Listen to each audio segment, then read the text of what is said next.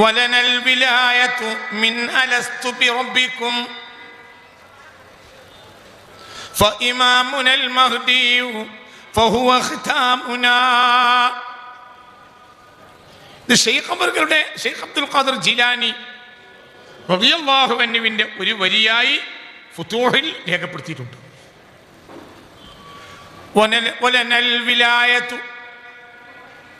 വലനൽ വിലായതു മിൻ അലസ്തു ബിറബ്ബിക്കും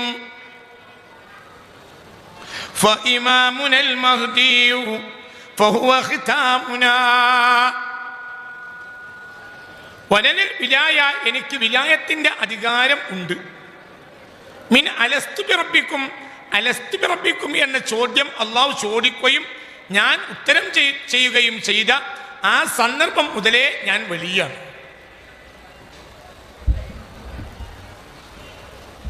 അതെത്ര കൊല്ലം മുമ്പായിരിക്കും?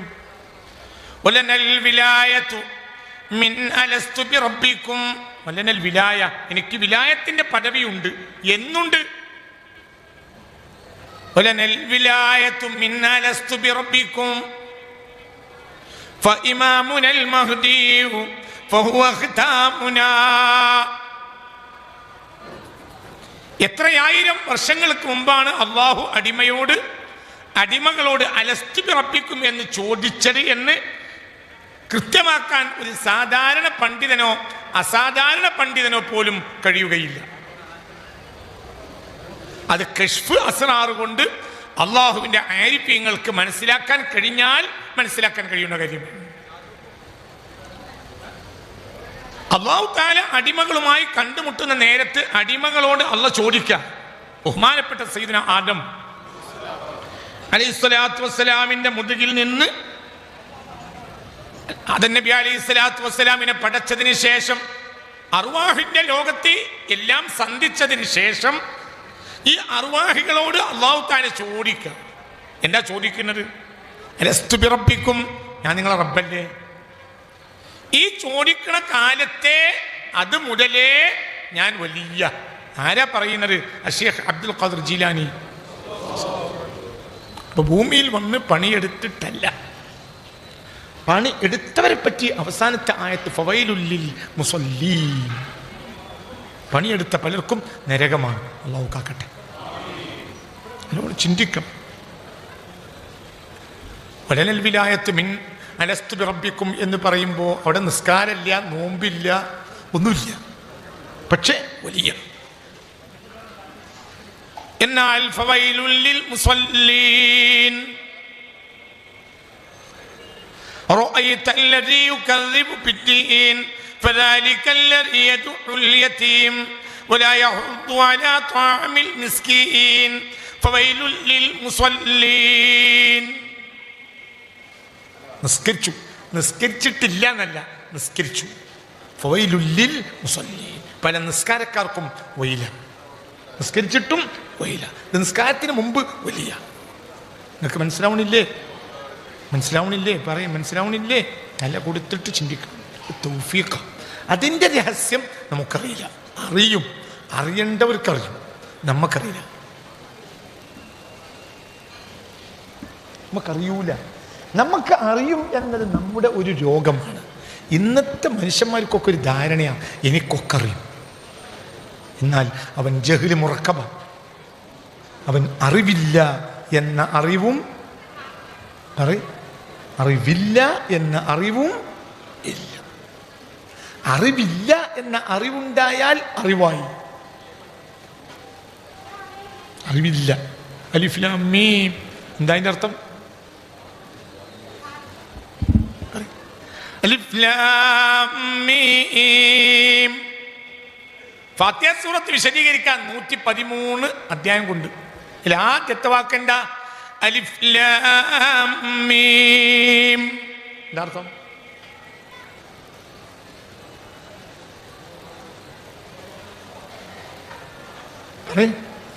പറയും മനുഷ്യന്മാര് ഒക്കെ പറയും. അറിവില്ല എന്നതൊരു അറിവാണ്. ആർക്കറിയാം? എല്ലാ കിതാബിലും എഴുതിയത് അല്ലാഹു അഅലം ബിമുറാദിഹി. അതിൻ്റെ അർത്ഥം അല്ലാഹുവേ അറിയാം. എന്നാ പിന്നെ അള്ളാഹ്ക്ക് ഇറക്കാതിരുന്നൂടെ? നിങ്ങളിവിടെ സ്ഥലത്തുണ്ടാ?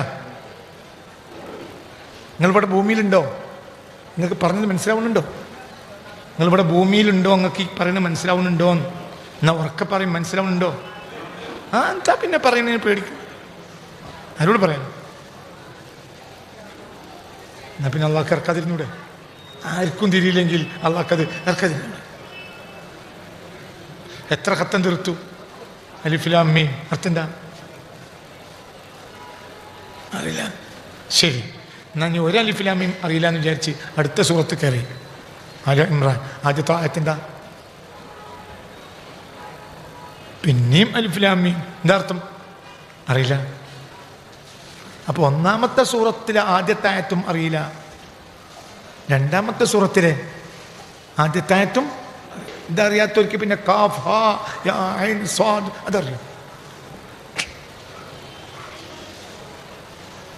എന്നാൽ പിന്നെ പടച്ചോനെ ഇതിൽ ഇറക്കാതിരുന്നു. എന്ത് ഇറക്കി? അറിയില്ല എന്നറിയണം, അതിൽ നിന്നാണ് അറിവുണ്ടാവുക. 286 ആയത്തിലെ ആദ്യത്തെ ആയത്ത് ആർക്കും അറിയില്ല, പിന്നെ അതിൽ നിന്ന് എല്ലാ അറിവുണ്ടായി. ഇന്നത്തെ മനുഷ്യന്റെ രോഗം എന്താ? അറിവ്. അറിവൊരു രോഗമാണ്.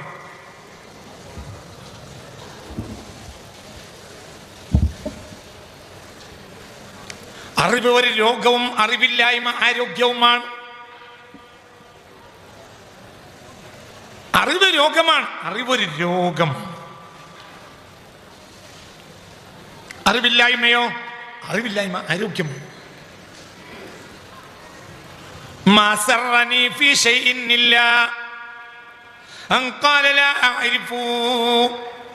എനിക്ക് അറിവില്ല എന്ന് പറഞ്ഞ വിഷയത്തിലല്ലാതെ എനിക്ക് സന്തോഷം ഉണ്ടായിട്ടില്ല. ആരാണ് ഇത് പറഞ്ഞത്? സയ്യിദുന അലി. ആരാ സയ്യിദുന അലി? മദീനത്തുൽ ഇൽമി വഅലിയുൻ ബാബുഹാ. സയ്യിദുന അലി. എനിക്ക് അറിവില്ല എന്ന് പറഞ്ഞതിലല്ലാതെ എനിക്കൊരു സന്തോഷം ഉണ്ടായിട്ടില്ല. എനിക്ക് അറിയുന്നത് പറഞ്ഞപ്പോൾ എനിക്കൊരു പേടിയുണ്ടായി. എനിക്ക് അറിവില്ല എന്ന് പറഞ്ഞപ്പോഴാണ് എനിക്ക് സന്തോഷമുണ്ടായത്. അപ്പോൾ അറിവുകളുടെ അറിവ് അറിവില്ലായ്മ. അറിവില്ലായ്മ അടിമയുടെ യോഗ്യതയാ, ഉടമയുടെ അയോഗ്യതയാ. അത് അല്ലാഹുവിന് മുസ്തഹിലായ സിഫത്ത അറിവില്ലായ്മ. അടിമക്ക് വല്ലാഹു അഖ്റജകും മിൻ ബുതൂനി ഉമ്മഹാതികും ലാ തഅലമൂന ഷൈആ. അറിവില്ലായ്മ അടിമയുടെ അടിത്തറയാണ്. ആധുനിക മനുഷ്യന് പേച്ചത് അറിവുണ്ട് എന്ന നാട്യമാണ്. എല്ലാവർക്കും അറിവുണ്ട്, എല്ലാവർക്കും അറിവാണ്. നിരീശ്വരവാദിയോ വലിയ അറിവാണ്. ലിബറലിസ്റ്റ് വലിയ അറിവാ. വഹാബി വലിയ അറിവാ. എല്ലാവർക്കും അറിവാ. എല്ലാവർക്കും അറിവാ. അറിവന്നെ അറിവന്നെ അറിവന്നെ അറിവന്നെ. രണ്ടല്ല രണ്ടാണു രണ്ടില്ല എന്നൊക്കെ രണ്ടുപേർ കണ്ടാൽ കുതർക്ക വിതർക്കങ്ങൾ. രണ്ടല്ല രണ്ടാണു രണ്ടില്ല എന്നൊക്കെ അങ്ങനെയാ കവി പറഞ്ഞു. ചിലർ പറയും രണ്ടല്ല, ചിലർ പറയും രണ്ടാണ്, ചിലർ പറയും രണ്ടില്ല, രണ്ടേ ഇല്ല. ഒന്നും എത്രയാണെന്ന് ചോദിച്ചു ബഷീറിനോട്. അപ്പോൾ ബഷീർ പറഞ്ഞു വലിയൊന്നാ. ഒന്ന് രണ്ടിനെ പ്രസവിക്കൂല, ഒന്നുണ്ടാവും. ഒന്നും കൂട്ടിയാൽ വലിയൊന്നായി. നമ്മളെ മദ്രസയിൽ പഴയ കാലത്ത് ചെറിയൊന്നുണ്ടായിരുന്നു. പറയും മനുഷ്യന്മാരെ, വലിയൊന്നുണ്ടായിരുന്നു. 6 മാസം ചെറിയൊന്നിലിരിക്കും, പിന്നെ 6 മാസം വലിയൊന്നിലിരിക്കും. ചിലർ ചെറിയൊന്നിലും ഒരു കൊല്ലിരിക്കും, വലിയൊന്നിലും ഒരു കൊല്ലിരിക്കും, പിന്നെ 2-ൽ പോകും. രണ്ടല്ല രണ്ടാണു രണ്ടില്ല എന്നൊക്കെ രണ്ടുപേർ കണ്ടാൽ കുതർക്ക വിതർക്കങ്ങൾ. എന്താ കാരണം? അറിവ്. നിങ്ങൾക്കറിയോ, ഒരാളെ മക്കായിൽ ജനിച്ച ഒരാൾ മുഹമ്മദ്, ഇയാളടുത്തേക്ക് ജിബ്രീൽ വന്നു അലൈഹിസ്സലാം. എന്നിട്ട് ബിസ്മില്ലാഹിർ റഹ്മാനിർ റഹീം എന്ന് പറഞ്ഞു കൊടുത്തു. അപ്പോൾ പറഞ്ഞു മാ അന ബിഖാരിൻ, അങ്ങനെയൊന്നും പറയാൻ എനിക്കറിവില്ല. ആ ആളാണ് ലോകത്തെ എല്ലാ അറിവുകളെയും പ്രസവിച്ചത്. ഞാൻ ആലോചിക്കാറുണ്ട്, നമ്മളടുത്ത് ജിബ്രീൽ വരാതിരുന്നത് നന്നായി. കാരണം ജിബ്രീൽ എങ്ങാനും നമ്മളടുത്ത് വന്ന് ബിസ്മില്ലാഹിർ റഹ്മാനിർ റഹീം എന്ന് പറഞ്ഞെന്നാൽ നമ്മൾ പറയും, ഇത് പറയാനാണോ നിങ്ങൾ ആകാശത്ത് നിന്ന് ഇങ്ങോട്ട് വന്ന്? ഇതൊക്കെ എന്ത് വിവരമാണ്? നിങ്ങൾ വേറെ വല്ലതും ഉണ്ടെങ്കിൽ പറയും. അതുകൊണ്ടാണ് അറിവാളന്മാരായ നമ്മളടുത്തേക്ക് ജിബ്രീൽ ഒന്നില്ല, വരൂല്ല. ഇസ്രായേൽ വരും. ഇസ്രായേൽ വരാതിരുന്ന എല്ലാവരും രക്ഷപ്പെട്ടു. ഇസ്രായേൽ ഞാൻ ജിബ്രീൽ വരില്ല എന്ന് വിചാരിച്ച ഇസ്രായേൽ വരില്ല എന്ന് വിചാരിക്കണ്ട. മനുഷ്യ അറിവില്ല.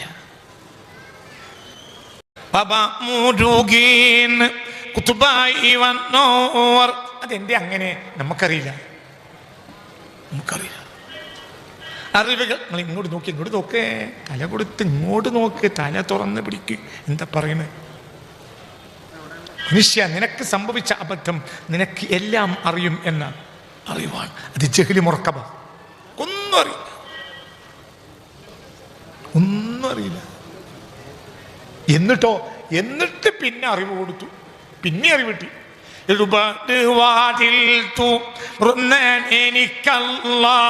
ആരും അറിയാത്ത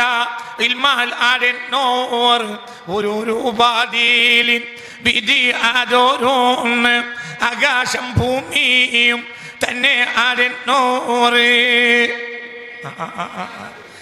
പിന്നെ പാപ്പാന്റെ മുതുകൻ തന്നെ ഞാൻ ആരാണ്?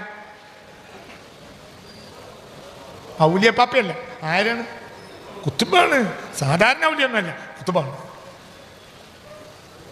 പിന്നെ ഭൂമിയിൽ വന്നിട്ട് എന്ത് ചെയ്തു? 70 വാതിൽ തുറന്നാൻ എനിക്കല്ല, ആരും അറിയാത്ത ഇൽമാൽ അതെന്നോറേ. മൊഹീദ്ദിമാലല്ലേ മൂല്യരൻ? മൊഹീദ്ദിമാലയും റിഫായ് മാലയും നിലനിർത്താൻ വേണ്ടി 926 ബാലവി മുല്ലക്കോയത്തങ്ങളും നേതൃത്വത്തിൽ 40 ആളുകൾ കൂടി ഉണ്ടാക്കിയ സംഘടനയാണ് സമസ്ത കേരള. അപ്പ കുടുങ്ങി, പറ്റ കുടുങ്ങി. സ്കൂളും മദ്രസയും യൂണിവേഴ്സിറ്റിയും ഉണ്ടാക്കാൻ വേണ്ടിയിട്ടല്ല സമസ്ത ഉണ്ടാക്കിയത്. എത്രയോ സ്ഥലത്ത് എഴുതി വെച്ചിട്ടുണ്ട്. സമസ്തയുടെ അടിസ്ഥാന മിനിറ്റ്സിൽ എഴുതി വെച്ചിട്ടുണ്ട്. 921 കാലഘട്ടത്തിൽ ഐക്യസംഘം വന്നു. ഇവിടെ മൊഹീദ്ദി മാലി റിഫായ് മാലി ഇനി പാടാൻ പാടില്ല, മൗലൂദ് ഓതാൻ പാടില്ല, മൊഹീദ്ദി മാലി റിഫായ് മാലി നഫീസത്ത് മാല ഒന്നും പാടാൻ പാടില്ല എന്ന് പറഞ്ഞപ്പോൾ അതിവിടെ മുൻഗാമിയർ പാടിയ മുൻഗാമികളുടെ മനാഖിബുകളാണ്. അത് പാടുന്നത് ഖൈറാണെന്ന് റസൂൽ പറഞ്ഞിട്ടുണ്ട്. ദിക്റുൽ അംബിയ ഇബാദ വ ദിക്റുസ് സ്വാലിഹീന കഫാറ, അതിന് വലിയ കൂലി കിട്ടും എന്നതിൻ്റെ അടിസ്ഥാനത്തിൽ ബഹുമാനപ്പെട്ട മഹത്തുക്കളായ ഉലമാക്കൾ, സാദാത്തുക്കൾ കൂടിച്ചേർന്ന് അക്കാലത്ത് കേരളത്തിലെ കൊടികുട്ടിയ 40 ആളുകൾ കൂടിച്ചേർന്ന് മൊഹീദ്ദിമാല ഓതാനും പാടാനും വേണ്ടി ഉണ്ടാക്കിയ സംഘടനയാണ് സമസ്ത. അപ്പൊ കുടുങ്ങി. അപ്പൊ ഇംഗ്ലീഷ് മീഡിയം പൊളിഞ്ഞാലും മൊഹീദ്ദിമാല പൊളിയാൻ പറ്റില്ല. അപ്പൊ കുടുങ്ങിപ്പോയി. എന്തേ? അതിനുണ്ടാക്കിയതാ സംസ്ഥ. എവിടെ ഉണ്ട്? അതിൻ്റെ അടിസ്ഥാന ബൈലോയിലുണ്ട്.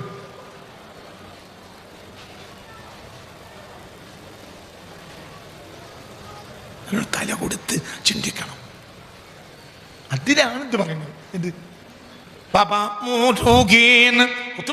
പിന്നെ ഇവിടെ വന്നിട്ടോ 70 വാതിൽ തുറന്നാൻ എനിക്കല്ല, ആരും അറിയാത്ത ഇൽമാൽ അതെന്നോറ്.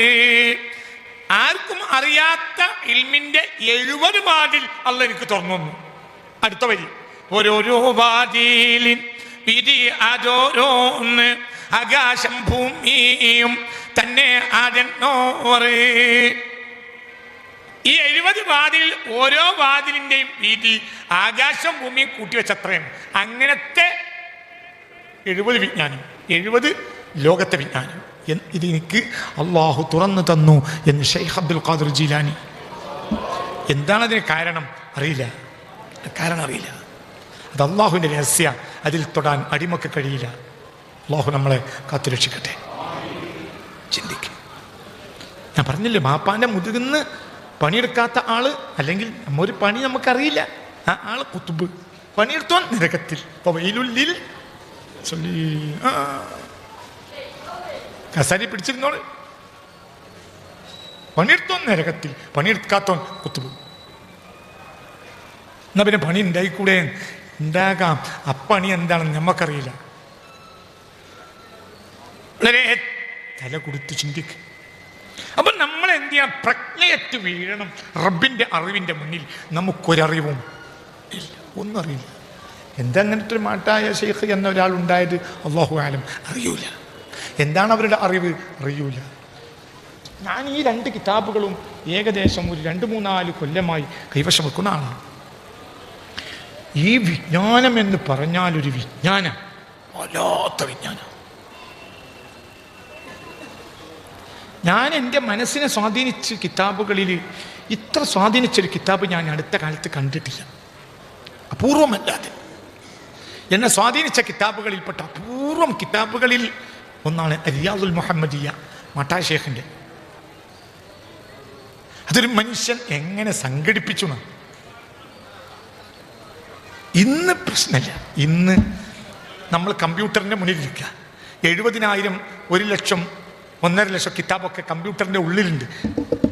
അടിച്ചാൽ മതി. ഇതിൽ കൃത്യമായി നക്കല് കൊടുത്തിട്ടുണ്ട്. ഏത് കിതാബെന്ന്, ഇവിടെ, ഏത്, എന്ത്, കൃത്യം ചിന്തിക്കും. അപ്പോൾ ഈ അറിവുകൾ പലരും നമ്മൾ വിചാരിച്ച അറിവുകളല്ല.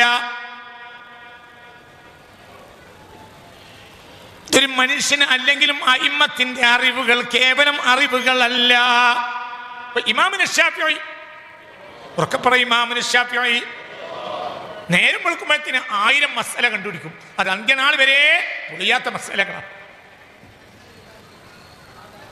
അന്ത്യനാൾ വരെ ഒരാൾക്ക് പൊളിക്കാൻ കഴിയാത്ത മസലകൾ കണ്ടുപിടിച്ചു ഇമാമുന ശാഫിഈ റളിയല്ലാഹു അൻഹു. ഇവിടെ നോക്കണേ, അത്രയും വലിയ കഴിവാ. അതെങ്ങനെ കണ്ടുപിടിച്ച്? സുബഹ് നേരത്തെ ഇറങ്ങി വന്നിട്ടും തിൽമീദിനോട് പറഞ്ഞു, ഇന്നലെ രാത്രി ഞാൻ 1000 മസലകൾ ഖുർആനിൽ നിന്ന് കണ്ടുപിടിച്ചു. ഈ മസലകളോ ഒക്കെ സത്യമാണ്. അതെങ്ങനെയാ? അപ്പോൾ മസലകൾ മിന്നിമറിയും. ആരുടെ മുന്നിൽ? ആലിമിന്റെ മുന്നിൽ. അതാണ് ആലിം. അതാരുടെ ഹിക്മത്താ? അതാരുടെ പണിയാ? ആലിമിന്റെ പണിയല്ല. ആരുടെ പണിയാ? മുഅല്ലിമിന്റെ പണിയാ. ആരാ മുഅല്ലിം? ജല്ല ജലാലായ റബ്ബ. ഇത് ആലിമിന് ഇവിടെ ഒരു പണിയുമില്ല.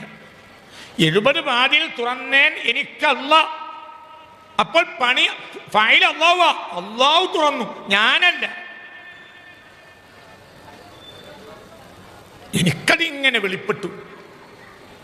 എല്ലാവരും, എല്ലാ മുജ്തഹിദീങ്ങളും ഔലിയാക്കളാണ്. എല്ലാവരും ഔലിയാക്കളാണ്. എല്ലാ മുഹദ്ദിസീങ്ങളും ഔലിയാക്കളാണ്. ഇപ്പോൾ ഔലിയാക്കളല്ലാത്ത മുഹദ്ദിസുകളെ പുതിയ കാലഘട്ടത്തിലെ വഹാബികൾ കൊണ്ടുവന്നു. അവർ അവരെ പിഴക്കുകയും അവരെ പിഴപ്പിക്കുകയും ചെയ്തു. അവരെ പിഴച്ചു, അവർ പിഴപ്പിച്ചു. ചിന്തിക്കണം. വഹാബികൾ ളാലിങ്ങളും മുദല്ലിങ്ങളുമാണ്. എന്തുകൊണ്ട്? അവർക്ക് വിലായത്തില്ല. ഇമാം ശാഫിഈയോ വലിയാണ്. ഇമാം അബൂ ഹനീഫ നുഅ്മാനോ വലിയാണ്. ഇമാം മാലിക് ഇബ്നു അനസോ വലിയാണ്. ഇമാം അഹ്മദ് ഇബ്നു ഹംബലോ വലിയാണ്. റളിയല്ലാഹു അൻഹു. അല്ലാഹു ഒരു ദർജ ഏറ്റി കൊടുക്കട്ടെ. നമ്മുടെ പള്ളിയുടെ അടിയാധാരങ്ങളിലൊക്കെ എഴുതിയ ഒരു അഖീദയുടെ ഇമാം ഉണ്ട്. അത് മറ്റാരുമല്ല, അബുൽ ഹസനിൽ അശ്അരി റളിയല്ലാഹു അൻഹു. ബാപ്പ മരിച്ചപ്പോൾ ഉമ്മയെ ഒരാൾ കല്യാണം കഴിച്ചു. അയാൾ ആ കാലഘട്ടത്തിലെ വലിയ താർക്കികനായി. അങ്ങനെ ദരിദ്രനായ ബഹുമാനപ്പെട്ട അബുൽ ഹസൻ കുട്ടിയായിരുന്ന കാലത്ത് മുതലേ ഈ ഉമ്മാനെ കെട്ടിയ എളാപ്പയാ വളർത്തിയത്. അയാൾ ഒരു മുഅ്തസിലിയ, അക്കാലത്തെ ഒരു തലതൊട്ടപ്പനായ വഹാബി എന്ന് പറയാം. അങ്ങനെ പറഞ്ഞാൽ എളുപ്പം നിങ്ങളെപ്പോലത്തെ മനസ്സിലാക്കുക. അതുകൊണ്ടാണ് ഞാൻ അങ്ങനെ പറഞ്ഞത്. അങ്ങനെ പറയാ. അക്കാലത്തെ ഒരു തല തിരിച്ചോൻ ആണ്. ആര്? ജുബായിയാ പഠിപ്പിച്ചത്, ജുബായിയാ വളർത്തിയത്. അതുകൊണ്ട് ജുബായിയുടെ ഈ പിഴച്ച വാദത്തിന്റെ പ്രചാരകനായിരുന്നു അബുൽ ഹസനിൽ അശ്അരി. എൻ്റെ കൂടെ അല്ലേ? ഒരു റമളാൻ മാസത്തിൽ ഇങ്ങോട്ട് നോക്കണേ. ഒരു റമളാൻ മാസത്തിൽ 25 ബസറ പള്ളിയിൽ ഖത്തം ദ്വാ നടക്കുകയാണ്. നല്ല ഉഷാറിലിരുന്നാലേ പറയുള്ളൂ. നല്ല ഫോമിലിരിക്കണം, നല്ല ഉഷാറിലിരിക്കണം. അതല്ല നിങ്ങൾക്ക് മടുപ്പാണെങ്കിൽ ഞാൻ പെട്ടെന്ന് അവസാനിപ്പിച്ച് വേഗം പോവും ചെയ്യും. മനസ്സിലാവണില്ലേ? തല കൊടുത്ത് ചിന്തിക്കണം. ഞാൻ അങ്ങനെ കുടുങ്ങിയാൽ മാത്രം പ്രസംഗിക്കുന്ന ഒരാളാണ്, അല്ലാതെ തോക്കിൽ കയറി വെടിവെച്ച് പ്രസംഗിക്കുന്ന സ്വഭാവം എന്നെ സംബന്ധിച്ചിടത്തോളം ഇല്ല. മടുത്തു പോയിട്ടുണ്ട് ഒരു നിലക്ക്. കുടുങ്ങിയിട്ടും ഇതിനൊക്കെ എന്നെ ആടിനെ വെള്ളത്തിലേക്ക് വലിക്കുന്നത് പോലെ ഒരു വലിച്ചിട്ട് വന്നതാണ്. അതൊരു സംഘാടകരെ മുന്നിൽ വെച്ചാൽ പറയണത്. വലിച്ച് എൻ്റെ കഴുത്ത് മുറിയുന്ന കോലത്തിൽ വലിച്ചപ്പോഴാണ് വന്നത്. എന്തുകൊണ്ട്? പൊതുവെ പ്രസംഗത്തിന് ഞാനൊരു മടിയനാണ്. അപ്പോൾ നിങ്ങൾ ശ്രദ്ധിച്ചിരിക്കുകയാണെങ്കിലേ ഞാൻ പറയുള്ളൂ, വെറുതെ പറയില്ല. അക്കാലത്ത് വഹാബിസത്തിന്റെ ഒരു പതിപ്പാണ് മുഅ്തസിലികൾ. അക്കൂട്ടത്തിലെ നേതാവായിരുന്നു അബുൽ ഹസൻ. എന്തുകൊണ്ട്? ഏത് അബുൽ ഹസൻ? ഈ ആളും നമ്മളെ ബന്ധം എന്താ അത് പറയാത്തത്? ഏത് അബുൽ ഹസൻ എന്ന് പറഞ്ഞാൽ ഇമാമ് മൗമൂമ് നിന്നോട് പറയുന്നത്. ഈ ആൾ നമ്മളെ ബന്ധം എന്താ? എടാ, നിന്റെ പള്ളിയുടെ ആധാരത്തിൽ എഴുതിയ അബുൽ ഹസൻ എന്താ പറയണ്ടത്? ഇത് ശരിയല്ലേ? പള്ളിയുടെ അടിയാധാരത്തിൽ എഴുതി വെച്ചിട്ടുണ്ട്, ഈ മഹല്ല് അബുൽ ഹസൻ അശ്ശാരി റളിയല്ലാഹുവിന്റെ അഖീദ അനുസരിച്ചും ഇമാം ഷാഫി റളിയല്ലാഹുവിന്റെ കർമ്മശാസ്ത്രം ഫിഖ് അനുസരിച്ചുമാണ് ഞങ്ങളെ മഹല്ല് മുന്നോട്ട് വന്ന് എഴുതി വെച്ചിട്ടുണ്ട്. ഉണ്ടോ അല്ലേ? ഉണ്ടെങ്കിലേ സുന്നിപ്പള്ളിയാവുള്ളൂ. മറ്റേ ഖുർആൻ സുന്നത്ത് എന്ന് പറയും. അത് ചേകനൂരും അങ്ങനെ തന്നെ പറയാം, പുറത്ത് പറയണ്ട. ചേകനൂരും ഒക്കെ അങ്ങനെ പറയാം.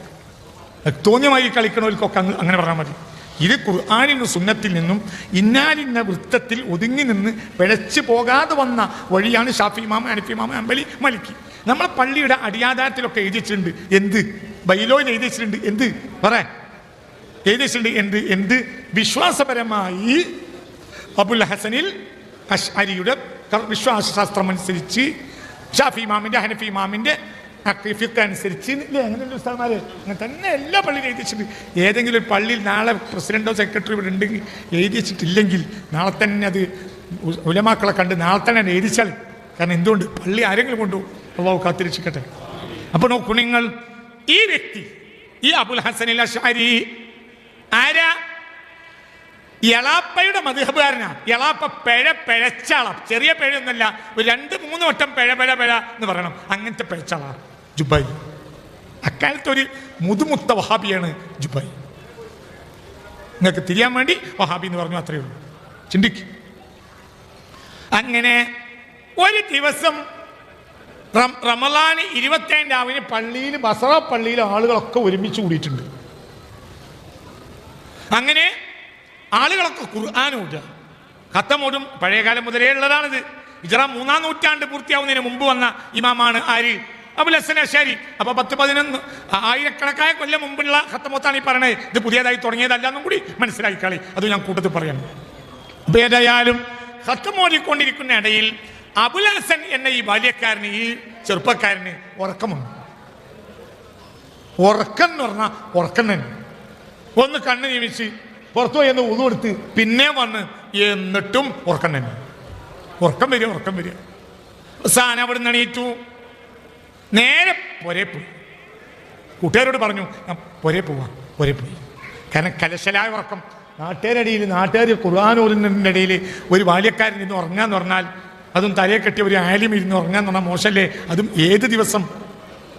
റമളാനിൽ 25. അങ്ങനെ പുരയിൽ പോയി തൻ്റെ മുറിയിൽ കയറി വാതിൽ അടച്ചു.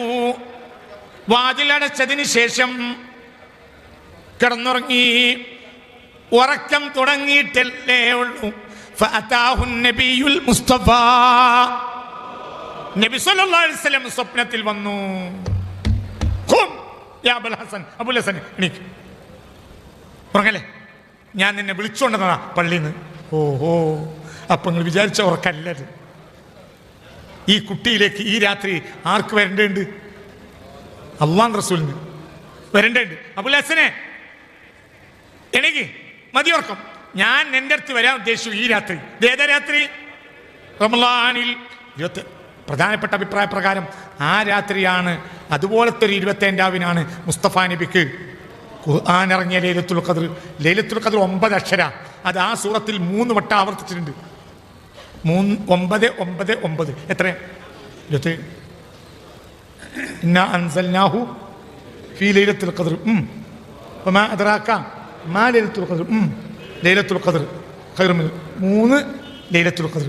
ലൈല എന്ന് പറഞ്ഞാൽ ലാ യാ ലാ ഹാത്ത പിന്നെ അൽ. അപ്പം എത്രയായി? 6. ഖദ്ർ 3 6 3 9. ലൈല 4, അൽ 4 2 6, ഖദ്ർ 3 6 3 9. 9നെ 3 വട്ടം ആവർത്തിച്ചു.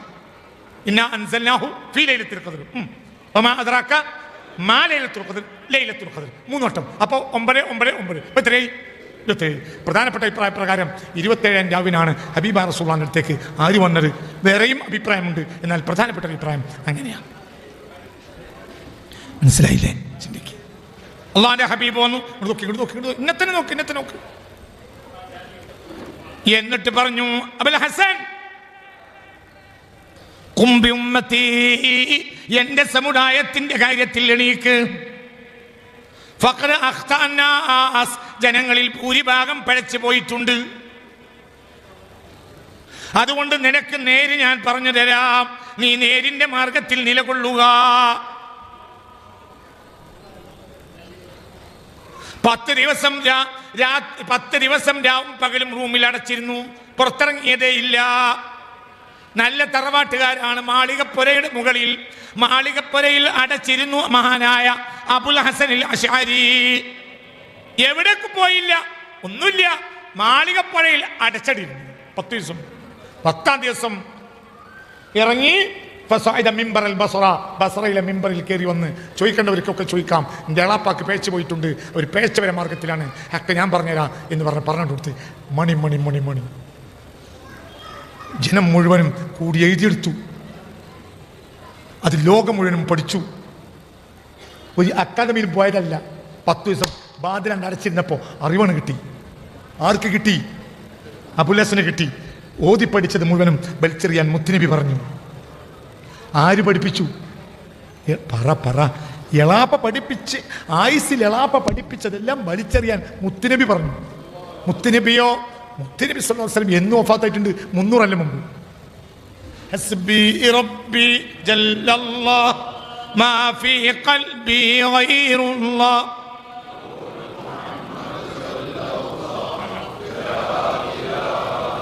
അല്ലാഹ് അല്ലാഹ് അല്ലാഹു അല്ലാഹ് അല്ലാഹ് അല്ലാഹു അല്ലാഹ് അല്ലാഹ് അല്ലാഹു അലൈഹി തവക്കലു അല്ലാഹ് അല്ലാഹ് അല്ലാഹു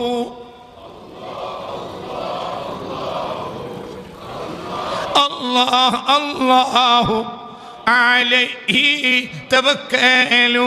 നിങ്ങൾ അല്ലാഹുവിനെ മനസ്സിലാക്കുക. വമാ ഖദറുല്ലാഹ ഹഖ ഖദ്രിഹി. അല്ലാഹുവിന്റെ ആരിഫിനെ പഠിപ്പിക്കുന്ന അല്ലാഹു തന്നെയാണ്. അതിനൊരു മുഅല്ലിമിനെ പലപ്പോഴും നമുക്ക് കണ്ടെത്താൻ കഴിയുകയില്ല. ഹബീബായ നബിയെ പറഞ്ഞേച്ചരോ 300 കൊല്ലം മുമ്പ് മണ്ണിൻ ഉള്ളിൽ മറഞ്ഞ മുഹമ്മദ് മുസ്തഫ. ഏകദേശം 300 കൊല്ലം മുമ്പ് മണ്ണിന്റെ ഉള്ളിൽ മറഞ്ഞു പോയ മുഹമ്മദ് മുസ്തഫ സല്ലല്ലാഹു അലൈഹി വസല്ലം വന്നിട്ട് ബസറയിലെ പള്ളിയിൽ നിന്ന് കൂട്ടിക്കൊണ്ട് വന്നു. പറയാലോ. എന്നിട്ടോ വാതിൽ അടച്ചിരുന്നു. എന്നിട്ട് പറഞ്ഞു കൊടുത്തു. ആ അറിവ് ലോകമാകെ വ്യാപിച്ചു. ആ അറിവിനെ ഗണ്ണിക്കാൻ ഇന്ന് വരെ ഒരു ആൺകുട്ടി വന്നിട്ടില്ല. പിന്നെ എല്ലാവരും ആ മദ്ഹബ് സ്വീകരിച്ചു. അത് 10 ദിവസം വാതിലടച്ചിരുന്നപ്പോൾ കിട്ടിയ അറിവ. പിന്നീട് വന്നവരെല്ലാം ആ മാർഗത്തിലാണ്. ഓക്കെ, എല്ലാവരും ആ മാർഗത്തിലാണ്. പിന്നീട് വന്ന ഇമാമിങ്ങളിൽ ഭൂരിഭാഗവും അശ്അരികളാണ്. ഇവരൊക്കെ പഠിച്ചു. എന്നാൽ യഥാർത്ഥത്തിൽ അശ്അരി പഠിച്ചില്ല, പഠിച്ചത് ഒഴിവാക്കി. നിങ്ങളിൻ്റെ കൂടെ ഇല്ല. പറഞ്ഞ് മനസ്സിലായില്ലേ? മനസ്സിലായില്ലേ കുട്ടികൾ? തല കുടുക്ക്, തല തുറക്ക്. അറിവില്ലാന്ന് പഠിക്കുക, അറിവുണ്ട് എന്ന് പഠിക്കല്ലേ. അറിവില്ലാന്ന് പഠിക്കും. പിന്നീട് വന്നവരൊക്കെ ഈ ഇതിൻ്റെ പിന്നിലാണ്. ഹുജ്ജത്തുൽ ഇസ്ലാം അബു ഹാമിദ് അൽ ഗസാലി അശ്അരിയ. മുസ്ലിം ലോകം കൊണ്ട് ഏറ്റവും വലിയ മഹാനാണ്, മഹാനായ സുൽത്താനാണ് സുൽത്താൻ സലാഹുദ്ദീൻ അൽ അയ്യൂബി റഹ്മത്തുള്ളാഹി അലൈഹി അശ്അരിയ. ലോകം കണ്ട ഏറ്റവും വലിയ സാഹിദാണ് ബഹുമാനപ്പെട്ട നൂറുദ്ദീൻ സംഗി സുൽത്താൻ അശ്അരിയ. മനസ്സിലായില്ലേ? ഒക്കെ അശ്അരിയ. രണ്ടാം ഷാഫിഈ ഇമാം നവവി അശ്അരിയാണ്. മൂന്നാം ഷാഫിഈ സക്കരിയ അൽ അൻസാരി അശ്അരിയാണ്. ഇമാം റാഫിഈ അശ്അരിയാണ്. എല്ലാവരും ഷെയ്ഖ് അബ്ദുൽ ഖാദിർ ജീലാനി അശ്അരിയാണ്. ഷെയ്ഖ് റിഫാഈ അശ്അരിയാണ്. അബുൽ ഹസൻ ശാദുലി അശ്അരിയാണ്. ഖാജ മുഈനുദ്ദീൻ ചിശ്തി അശ്അരിയാണ്. മമ്പറത്തെ തങ്ങൾ അശ്അരിയാണ്. ഇവരൊക്കെ പഠിച്ച് അശ്അരികളായി. എന്നാൽ ഈ മനുഷ്യനോ പഠിച്ചത് പറയും ഒഴിവാക്കി, ആരോടും മിണ്ടാതെ 10 ദിവസം അതിനടിച്ചിരുന്നു. മഹാനായ ഇബ്നു അസാക്കിർ തങ്ങൾക്കൊരു കിതാബുണ്ട്, തബീനു കദ്ബിൽ മുഫ്തരി അലൽ ഇമാം അബുൽ ഹസനിൽ അശ്അരി എന്നാണ് കിതാബിൻ്റെ പേര്. കിതാബ് എൻ്റെ കൈവശമുണ്ട്. അതിൽ വളരെ ഭംഗിയായി ഇബ്നു അസാക്കിർ റളിയല്ലാഹു അൻഹു ഈ ചരിത്രം രേഖപ്പെടുത്തിയിട്ടുണ്ട്. എൻ്റെ വകയല്ല, പഠിക്കേണ്ടവർക്ക് പഠിക്കാം വേണ്ടിയാണ് കിതാബിൻ്റെ പേര് പറഞ്ഞു.